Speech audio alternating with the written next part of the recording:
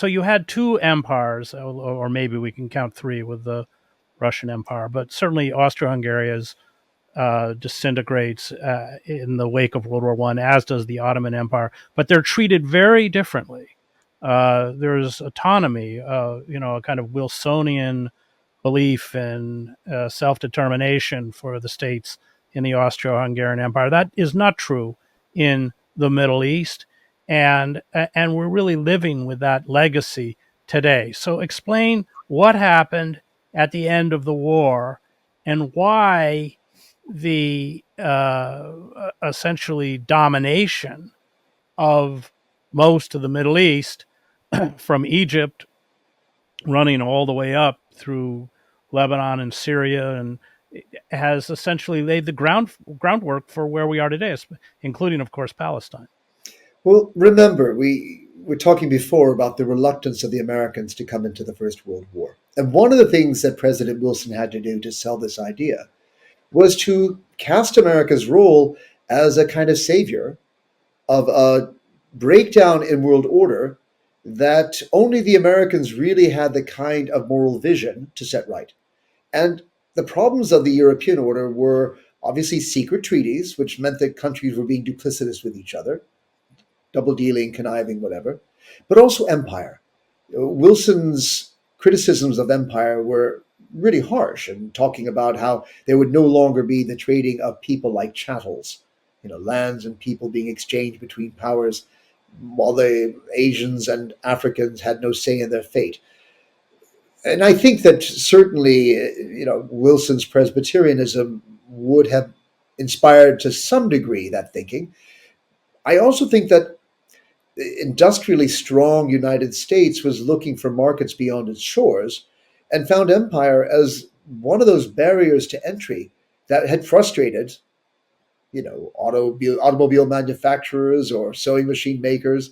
So Wilson's anti-imperialism had moral as well as practical demands, but he'd set in motion ideas about a new world order based on open treaties and diplomacy and anti-imperialism. And all of that wartime partition diplomacy that Britain, France, and Russia had been negotiating was precisely about trading lands and peoples and chattels as chattels. So as Wilson comes to Paris to meet with the victorious powers in deciding the fate of the defeated powers, he's holding to his 14 points, and he's frowning on efforts to try and make a major carve up. Britain and France, in a sense, trying to demonstrate to their own citizens that the sacrifices of World War One would be redeemed by the kind of territorial gains for their empires. And what they wind up doing is they wind up coming up with a compromise solution in which the territories of the Ottoman Empire would be deemed to be newly emerging states that didn't have the institutions or the experience to run themselves to the standard of a modern state today in the 20th century.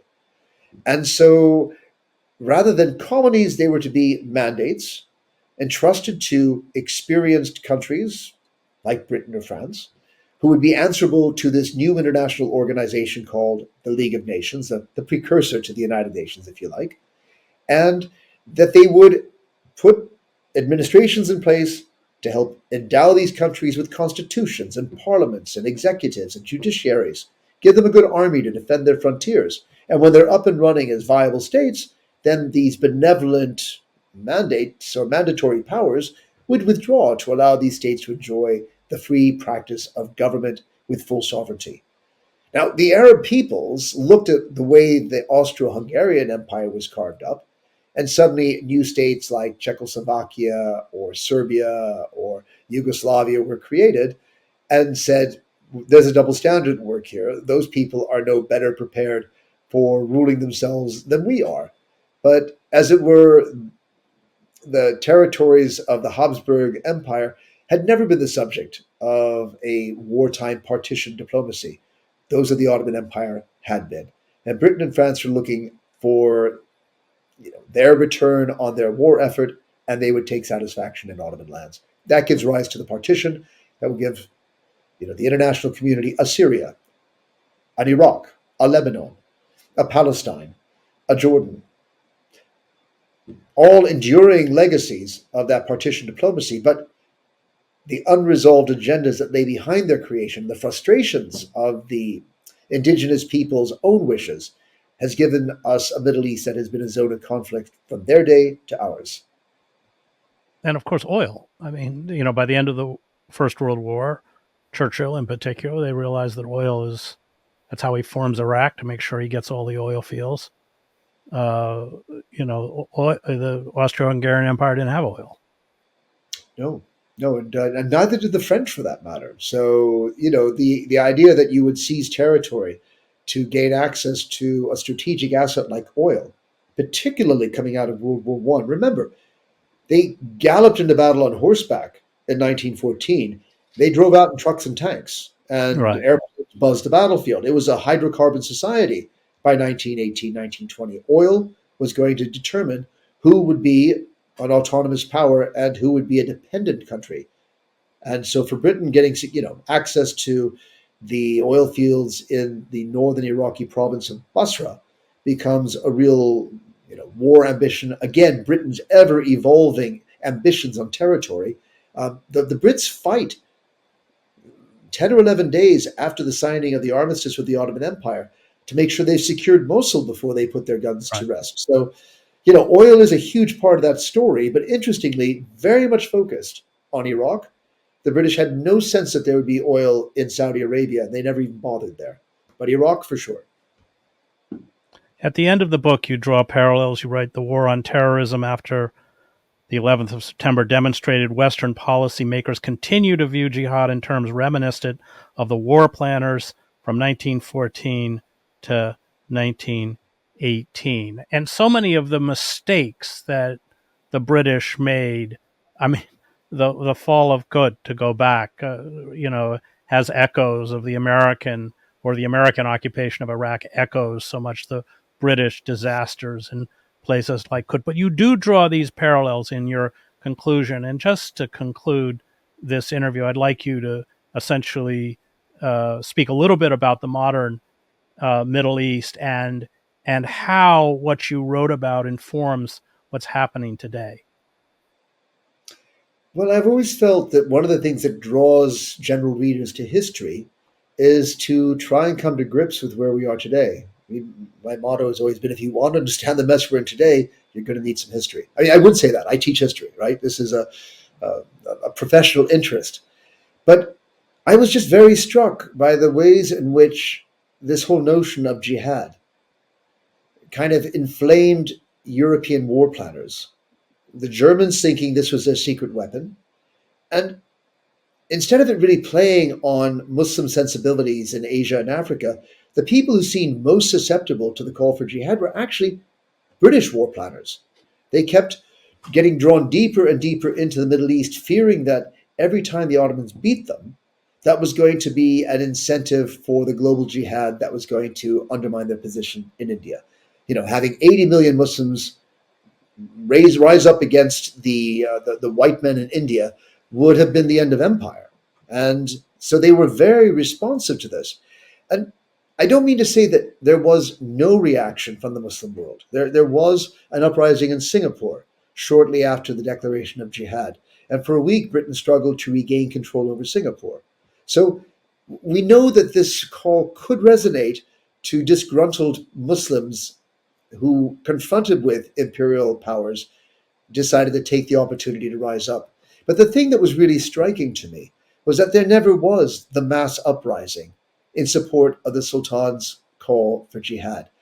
And why is that? Well, because Muslims in India or in the Caucasus or in North Africa have the same reactions to wars as you and I would, Chris. You're not going to immediately jump up and grab a sword because some guy 3,000 miles away or 5,000 miles away is trying to make you fanatical. They're going to be most concerned about their daily bread, their children's welfare, you know, the pragmatic stuff that drives the desperate struggle for life that was what most people in Asia and Africa knew before 1914 and still know today. And when I look to the war on terror, the reaction of the United States and its allies to horrific events like the 9/11 attacks was to assume that they were facing a global jihadist enemy and that Muslims everywhere were going to respond to the appeal of Osama bin Laden for having made this violent strike against the United States. But the fact of the matter is, it never happened. And even if you take the most extreme example of jihadist thinking in the 21st century, the creation of the Islamic State in Iraq and Syria, you know, it was a marginal movement that was able to attract a lot of marginal Muslims from China, from Britain, from Belgium, from the United States, but in no way represented a kind of global uprising by the world's ummah. Most Muslims viewed the events of 9/11 with horror, and the aftermath of 9/11 sought to distance themselves from the extremists who perpetrated it. They felt themselves citizens of the countries they lived in. They felt themselves a target of anger, and they were angry at those who had put them in that position. The idea of like the fanaticism driving Muslims to take collective action against their infidel enemies is one of those recurring wrong ideas that too often our governments or our war planners have been persuaded of or persuaded us of. So I was hoping in some way to try and just make readers question that call to fighting against a global jihad. I mean, fight against violence, fight against violent organizations, absolutely. But to assume that all Muslims are going to respond in a collectively irrational way is, I think, one of the mistakes that was made 100 years ago in World War One and still gets made today. I just want to second that. I was in the Middle East for the New York Times after 9/11, and most Muslims, as you know, were appalled at the Yeah. attacks of 9/11. And the tragedy is, of course, the way you fight terrorism is to isolate terrorists within their own society. And we responded just the way Osama bin Laden wanted us to respond, which was dropping iron fragmentation bombs all over Afghanistan, Iraq, and eventually Syria and Libya and everywhere else. And the other thing that I found kind of, uh, the from your book, the other thing that was struck me was the idea that an occupying force, I'm thinking of General Maud going into Baghdad, occupying Baghdad, and posting a proclamation that the British had come as liberators.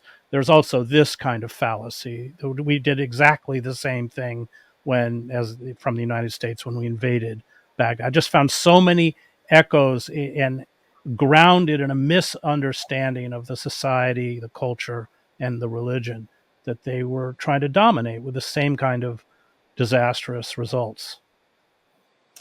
Yeah, I think that those proclamations of liberation people see through so quickly, and they're not fools. You know when you've just been conquered and occupied, and goodwill is always to be hoped for. But the idea that people invade your country for your interest rather than their own is just a hard sell to recently occupied people. Well, they saw through the British and they saw through us Yeah. pretty quickly. That was great.